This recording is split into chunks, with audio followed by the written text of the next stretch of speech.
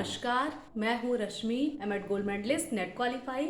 मेरे channel education with Rashmi में आप सबका स्वागत है।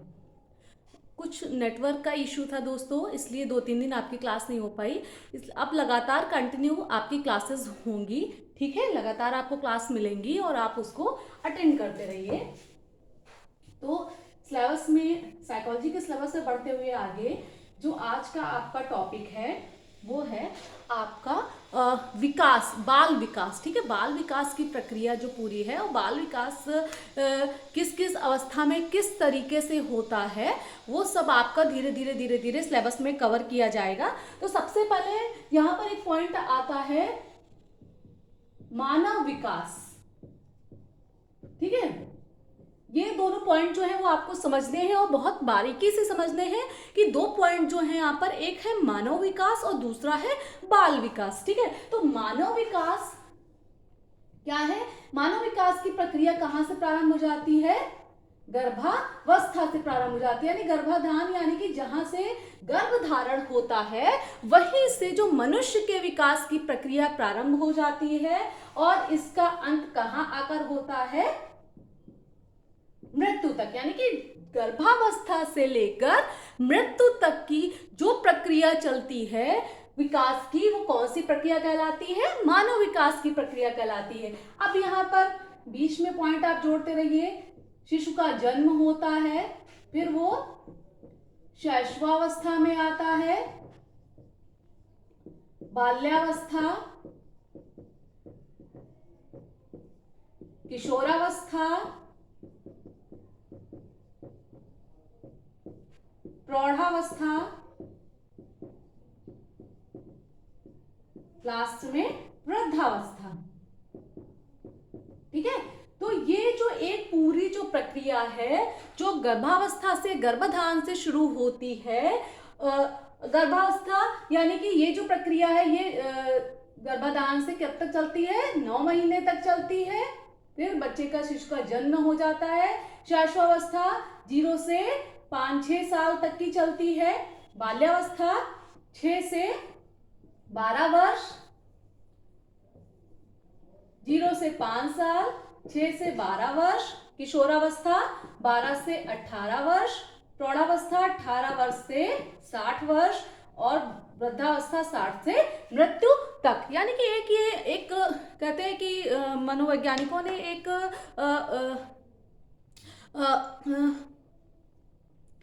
समूचे जितने भी मानव हैं उन सबकी ग्रोथ को देखते हुए, वृद्धि को देखते हुए, विकास को देखते हुए ये छोटे छोटे जो कहते हैं ना कि जो टर्म डिसाइड किए हैं उनमें उनको यहाँ पर एक्सप्लेन किया गया है कि मनुष्य का जो विकास होता है, मनुष्य के जो विकास की प्रक्रिया है गर्भावस्था से लेकर मृत्यु तक चलती है, और उसमें ये सारे टर्म जो होते हैं ऐड होते जाते हैं, और जिस अवस्था में मनुष्य आता जाता है उसके हिसाब से उसका जो विकास होता है, चाहे वो शारीरिक विकास हो, चाहे वो मानसिक विकास हो, सामाजिक विकास हो, वो धीरे धीरे धीरे धीरे उस अवस्था में उसका विकास होता जाता है और फिर वो अगली अवस्था को प्राप्त करता जाता है, ठीक है। तो ये जो एज है ये कुछ मनोवैज्ञानिकों ने अपना अपना अलग अलग भी बताया है।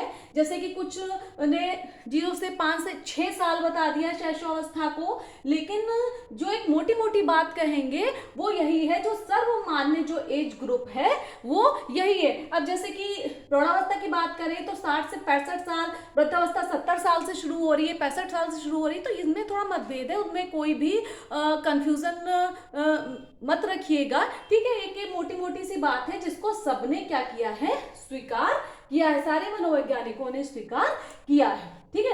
अब हम बात करेंगे किसकी? अब हमारा जो टॉपिक है वो है बाल विकास, ठीक है। हमारा जो टॉपिक है वो क्या है, क्योंकि शिक्षा के क्षेत्र में हमें काम करना है, तो यहाँ पर हमारा जो टॉपिक है आज का वो है बाल विकास, ठीक है। तो बाल विकास की प्रक्रिया जो है वो कहां से शुरू होती है? बाल विकास की जो प्रक्रिया है वो शैशवावस्था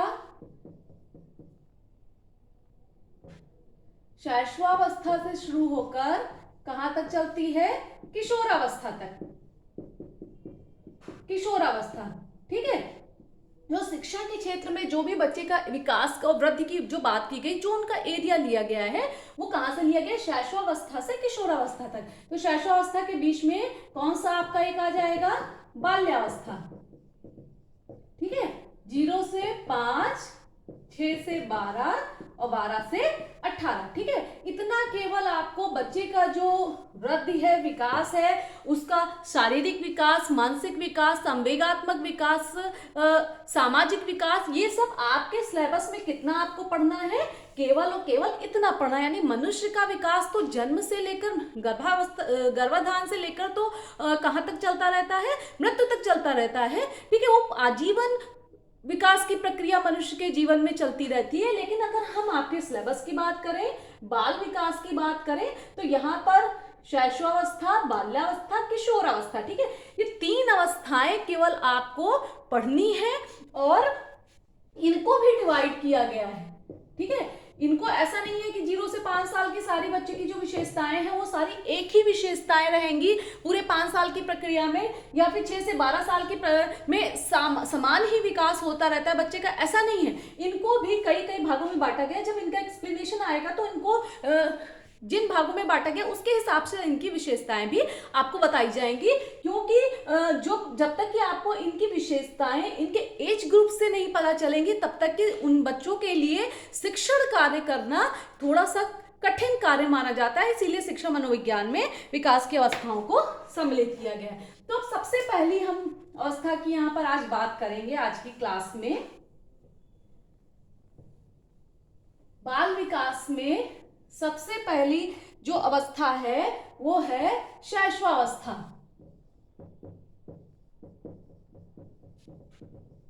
ठीक है, शैशवावस्था, और इसकी जो एज लिमिट है 0 से 5 साल। ठीक है, 0 से 5 साल। लेकिन बच्चा जो स्कूल में जाता है, हालांकि न्यू एजुकेशन जो पॉलिसी है उसमें तो फर्स्ट क्लास में 6 ईयर का बच्चा उसका एडमिशन होना बताया गया है, लेकिन उससे पहले ही प्री जो प्राइमरी है, जो बाल वाटिका है, उसमें अगर बच्चा आपके पास आ रहा है पढ़ने के लिए तो 3 साल यानी कि 3+ में बच्चा आ जाता है। ठीक है, इसीलिए इस एज ग्रुप का ज्ञान भी एक शिक्षक को होना चाहिए। और सबसे जो ज्यादा कहते हैं कि पूरी की पूरी नींव पर पूरी इमारत टिकी रहती है, उसी तरीके से बच्चे का जो पूरा का पूरा जीवन है, यानी कि होल लाइफ किस एज पर डिपेंड रहती है, किस पर टिकी रहती है, शैशवावस्था पर। इस अवस्था में बच्चे का जैसा भी शारीरिक विकास, मानसिक विकास, सामाजिक विकास, संवेगात्मक विकास, यानी कि जो कुछ भी इस अवस्था में होगा और जिस तरीके से होगा, जिस लेवल तक होगा, उससे उस बच्चे का पूरा जीवन निर्भर करता है। ठीक है, आने वाला जीवन निर्भर करता है। तो अब इसमें 2 भागों में इसको तोड़ दिया है, 0 से 3 और 3 से 5 वर्ष। ठीक है, और इसमें क्या, पूर्व शैशवावस्था, पूर्व शैशवावस्था, और दूसरा है उत्तर शैशवावस्था। ठीक है, तो जो शैशवावस्था है बच्चे की, वो 0 से 5 साल की अवस्था मानी जाती है, यानी इन्फेंसी पीरियड माना जाता है, और जिसमें 2 भागों में इसको तोड़ दिया गया है, 0 से 3 वर्ष यानी पूर्व शैशवावस्था, और 3 से 5 वर्ष यानी 3 से 5 साल का बच्चा उत्तर शैशवावस्था में प्रवेश करता है। ठीक है, अब इसमें जो इस अवस्था में बच्चे के लिए ये सबसे ज्यादा ग्रहणशील अवस्था मानी जाती है, यानी शारीरिक रूप से भी मानसिक रूप से भी ग्रहणशील, यानी कि बच्चा बहुत जल्दी उसमें ग्रहण करने की, किसी भी चीज को ग्रहण करने की क्षमता इस अवस्था में बच्चे में ज्यादा होती है। ठीक है, अब यहां पर बात करें इनकी विशेषताओं की, यानी कि इस एज ग्रुप की। अब यहाँ पर जो आपका जो इम्पोर्टेंट जो पॉइंट शुरू होता है वो, हालांकि आपको बेसिक नॉलेज होनी चाहिए कि शैशवावस्था क्या है और उसकी एज ग्रुप क्या है, उसको कितने भागों में तोड़ा गया है, और जो एक नींव का काम करता है, आधार का काम करती है जो अवस्था संपूर्ण जीवन के लिए, वो शैशवावस्था है। इतना आपको पता होना चाहिए। अब बात करते हैं एग्जाम के पर्पज से, यानी कि एग्जाम के दृष्टिकोण से अगर बात करें तो जो शैशवावस्था की विशेषताएं हैं, यहीं से क्वेश्चनिंग आपकी होती है। ठीक है, इनकी विशेषताएं और इनका मेन शिक्षा का स्वरूप कैसा होना चाहिए, शैशवावस्था में बच्चे की शिक्षा कैसी होनी चाहिए। ठीक, आपको क्योंकि टॉपिक जब बहुत सरल होते हैं, इस तरीके के जब टॉपिक होते हैं, तो आप लोग क्या करते हैं कि उनको नजरअंदाज करते हैं, अरे ये तो कर लेंगे, हो जाएगा। यकीन मानिए कि एक एक क्वेश्चन जब के लिए आप लड़ेंगे तभी आप कोई एग्जाम पास कर पाएंगे। ठीक है, ऐसा इसलिए मैं बोल रही हूँ क्योंकि जब मेरा एक क्वेश्चन से जीआरएफ रुका था तो मुझे एक क्वेश्चन की वैल्यू पता है कि एक क्वेश्चन की आखिर वैल्यू क्या होती है। यानी एक क्वेश्चन से जीआरएफ रुकने का मतलब ये था कि आपको उतनी लंबी दौड़ वापस शुरुआत से शुरू करके और फिर वहीं तक आना है, फिर आपको उतनी ही मेहनत करनी है। ठीक है, तो एक क्वेश्चन ये नहीं कि सरल है हम कर लेंगे, एक एक क्वेश्चन एक एक सिलेबस के पॉइंट पर जब आप फोकस करेंगे तभी एग्जाम क्वालिफाई कर पाएंगे। ठीक है, तो अब हम बात करते हैं विशेषताओं की, शैशवावस्था की विशेषताएं। इससे क्वेश्चनिंग होती है और अगर आपने ध्यान से पढ़ लिया तो हर एग्जाम, कोई भी एजुकेशन से संबंधित आप एग्जाम दे रहे हैं, 1 से 2 क्वेश्चन आपको जरूर मिलेंगे, चाहे वो शैशवावस्था से मिले या बाल्यावस्था से या किशोरावस्था से। 2 क्वेश्चन कम से कम आपको जरूर मिलने वाले हैं यहाँ से, तो इसको बहुत ध्यान से आपको पढ़ना है और अपने नोट्स में इंपॉर्टेंट ऐड करना है। ठीक, अब सबसे पहले हम बात करते हैं शारीरिक विकास में तीव्रता। शारीरिक विकास में तीव्रता। ठीक है, तो शैशवावस्था की जो बच्चे की विशेषता होती है कि उसका जो शारीरिक विकास होता है वो बहुत ज्यादा तेजी से होता है। ठीक है, 5 सालों में ही आप देखते हैं कि बच्चा एकदम से शारीरिक रूप से बहुत तीव्रता से, यानी कि जिनके खुद के घर में बच्चे होंगे वो इस बात को आपको याद करने की, रटने की जरूरत नहीं है, आप खुद देखते होंगे कि बच्चों की जो शारीरिक विकास है, उनके हाथ पांव का विकास है, उनकी लंबाई, उनका वजन मतलब बहुत तेजी से बढ़ता है। ठीक है, तो ये बात याद रखिएगा कि शारीरिक विकास की तीव्रता अगर आपसे पूछी जाती है, क्योंकि यहाँ पर ये तीव्रता, शारीरिक विकास में तीव्रता और बाल्यावस्था में क्या होता है, जो विकास की गति होती है वो क्या होती है, मंद पड़ जाती है। ठीक है, विकास की गति क्या होती है, मंद पड़ जाती है। इसलिए और तीसरी फिर अवस्था तक आते आते बच्चा यानी किशोरावस्था तक आते आते यही विकास की दर क्या हो जाती है, फिर तीव्र हो जाती है। लेकिन जो कहते हैं ना कि सबसे ज्यादा अगर तीनों की बात करें कि तीनों जो एज बच्चे की हैं, इन्फेंसी, चाइल्डहुड या एडल्टहुड, तो इन तीनों में, शैशवावस्था में, बाल्यावस्था में या किशोरावस्था में, तीनों में सबसे ज्यादा तीव्र गति से अगर शारीरिक विकास होता है तो वो शैशवावस्था में बच्चे का होता है। फिर दूसरा, मानसिक विकास में तीव्रता। मानसिक विकास में तीव्रता। ठीक है, अब छोटा बच्चा है, उसका शारीरिक विकास और मानसिक विकास, यानी कि आप देखते होंगे कि छोटे बच्चों में ना किसी भी चीज को कैच करने की बहुत ज्यादा अच्छी क्षमता होती है, यानी तुरंत कैच कर लेते हैं, कोई भी बात होती है बहुत जल्दी वो सीख जाते हैं। यानी कि जितना अच्छा शारीरिक विकास उनका हो रहा होता है इस उम्र में, उतना ही अच्छा उनका मानसिक विकास भी हो रहा होता है। इसीलिए इस अवस्था में ना बच्चे का बहुत ज्यादा ध्यान रखा जाता है कि बच्चा छोटा है, कहीं उसको किसी तरीके से शारीरिक कोई उसको चोट ना लग जाए या कोई शारीरिक नुकसान ना पहुंचे या मानसिक स्तर पर उसको कोई भी नुकसान ना पहुंचे, क्योंकि ये जो विकास की एक अवस्था होती है ये बहुत ही अच्छी अवस्था मानी जाती है। ठीक है, फिर सीखने की प्रक्रिया में तीव्रता। सीखने की प्रक्रिया में तीव्रता। छोटा बच्चा है, आप उसको कुछ भी बता दीजिए, एक बार बता दीजिए, कोई भी चीज़, कोई भी कॉन्सेप्ट, वो बहुत जल्दी उसको सीख जाता है, बहुत जल्दी करना सीख जाता है। इसीलिए छोटे बच्चों में जो पढ़ाने के तरीके होते हैं ना कि रटने की विधि पर जो आधारित होते हैं, वो इसीलिए कि वो बच्चे को आपने पढ़ाया, बार बार एक चीज पढ़ा रहे, भले ही उनको उस चीज का कॉन्सेप्ट नहीं पता होता, लेकिन वो उसको सीख जाते हैं कि हाँ ये चीज ऐसे की जाती है। और इसके संबंध में मनोवैज्ञानिकों ने एक चीज और बताई है कि आगे आने वाले 12 सालों में जितना बच्चा नहीं सीख पाता है, उतना बच्चा 6 साल में सीख जाता है। ठीक है, यानी कि उसकी जो सीखने की क्षमता है वो बहुत ज्यादा इस समय पाई जाती है। अब आगे हम बात करते हैं दूसरों पर निर्भरता। दूसरों पर निर्भरता, ये विशेषता भी ऐसी नहीं कोई है जो आप लोग जिसको याद करें। ठीक है, सिर्फ ध्यान देने की थोड़ी सी बात है कि जो छोटा बच्चा होता है वो दूसरों पर निर्भर रहता है, यानी कि उसको बेसिक जरूरतें, यानी उसको भूख लगती है, उसको प्यास लगती है, उसको मल मूत्र त्यागना होता है, उसको कपड़े पहनने होते हैं, नहाना होता है, वो सब किस पर निर्भर होता है, यानी कि पूरी तरह से अपनी माता पर, अपने घर में अगर उसके दादी हैं, उसके पिता हैं, और घर में और भी जो लोग सदस्य हैं उन पर पूरी तरह से वो निर्भर रहता है। फिर आत्म प्रेम की भावना। आत्म प्रेम की भावना, यानी कि छोटे बच्चे किससे प्रेम करते हैं?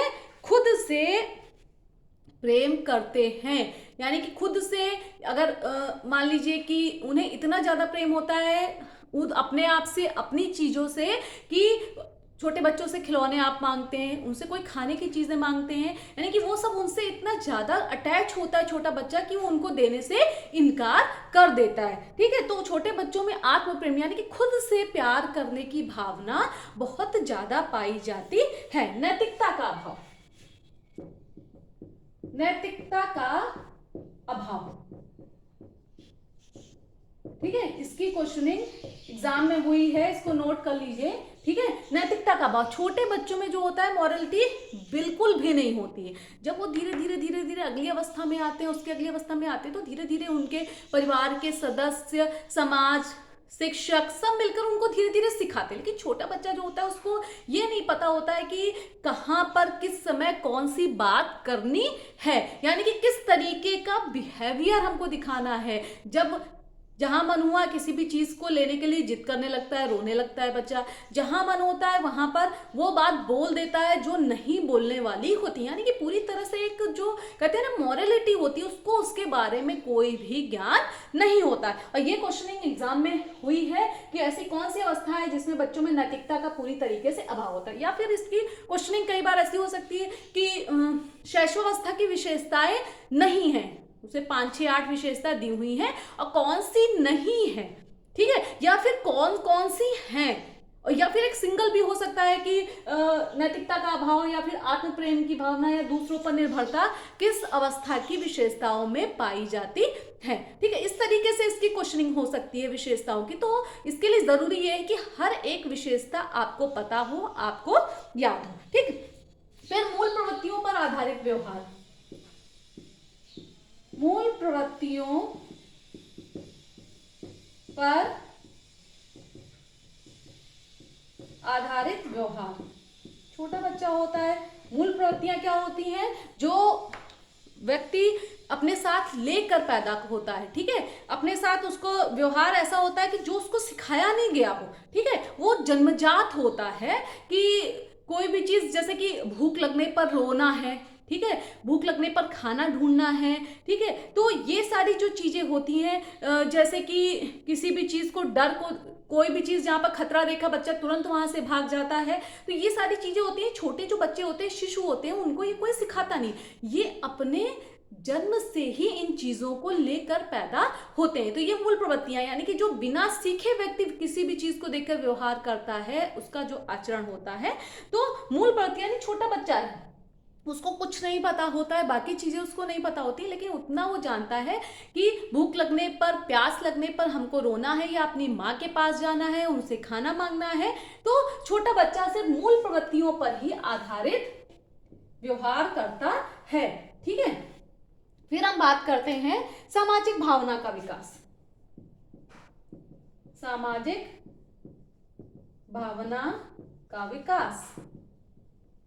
तुरंत ये पॉइंट क्या करिए, नोट कर लीजिए, क्योंकि ये हमें लगता है कि मेरे हिसाब से कि इस पॉइंट की क्वेश्चनिंग अभी तक विशेषताओं में सबसे ज्यादा हुई है। ठीक है, क्यों? क्योंकि ये थोड़ा सा कंफ्यूजिंग है। अब सामाजिक भावना का विकास, अब बात करते हैं इसकी अवस्थाओं को, शैशवावस्था की दो भागों में बांटा गया था, 0 से 3, 3 से 5। ठीक, अब यहाँ पर ये बात आपको समझनी है कि जब तक कि 3 वर्ष तक की जो बच्चा होता है, 0 से 3 वर्ष तक की, उसमें किसी भी तरीके की सामाजिकता नहीं पाई जाती है, या उसमें किसी भी तरीके की सामाजिक भावना का विकास नहीं होता। बच्चा क्या होता है, आत्मा सेंटर्ड होता है, सेल्फ सेंटर्ड होता है, अपने ही में खेलता है, अपने आसपास ही खेलता है, यानी कि बाहर और बच्चों के साथ नहीं खेलता। क्यों? क्योंकि आत्म प्रेम की इसमें भावना होती है और वो चीजें शेयर करना नहीं सीखता। ठीक है, लेकिन जैसे ही वो 3 को क्रॉस करके इस एज ग्रुप में आता है, यानी कि उत्तर शैशवावस्था में जैसे ही प्रवेश करता है, धीरे धीरे करके सामाजिकता की भावना का विकास होना उसमें क्या होता है, प्रारंभ हो जाता है।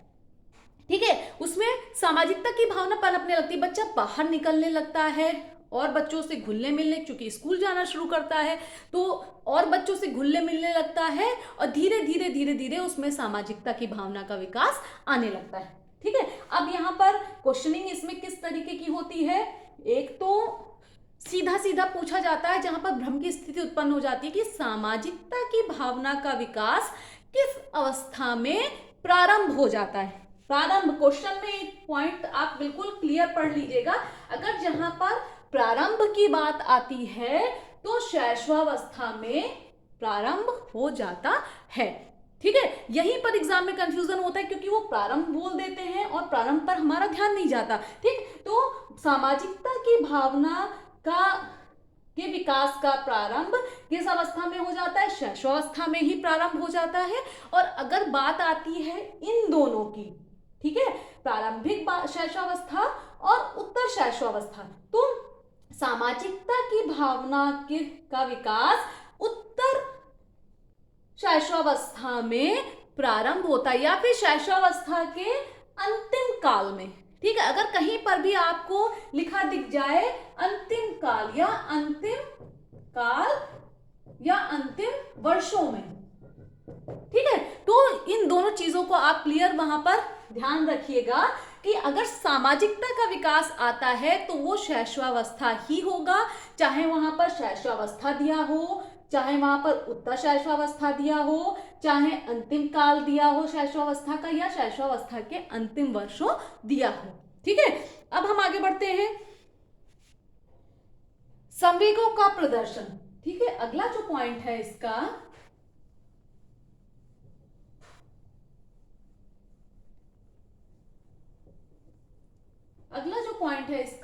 वो है संवेगों का प्रदर्शन।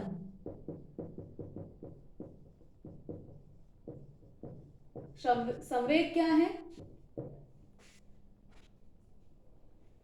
संवेगों के बारे में अभी आपका पूरा का पूरा जो चैप्टर है, पूरा का पूरा जो कहते हैं कि सिलेबस में बहुत अच्छा खासा इसका सिलेबस दिया हुआ है संवेगों के बारे में, वो आपको आगे पढ़ना है। लेकिन यहाँ पर कुछ छोटा सा पॉइंट मैं क्लियर कर दूं कि संवेग यानी कि जैसे कि किसी भी चीज को, डरावनी चीज को देखकर डर जाना यानी भय का भाव उत्पन्न होना, किसी चीज को देखकर क्रोधित होना यानी गुस्से का भाव उत्पन्न होना, ये क्या है, हमारे संवेग हैं। तो संवेग के बारे में कहा गया है कि बच्चे में जितने भी संवेगों का विकास होना होता है वो सब 2 वर्ष तक हो जाता है। यानी कि बच्चा डर महसूस करने लगता है, बच्चा गुस्सा, क्रोध महसूस, यानी कि उसको क्रोध जताना आ जाता है, घृणा जतानी आ जाती, कष्ट, अगर उसको किसी तरीके का कष्ट है तो वो भी उसको जताना आ जाता है। यानी कि बच्चा संवेगों को प्रदर्शित करना अपने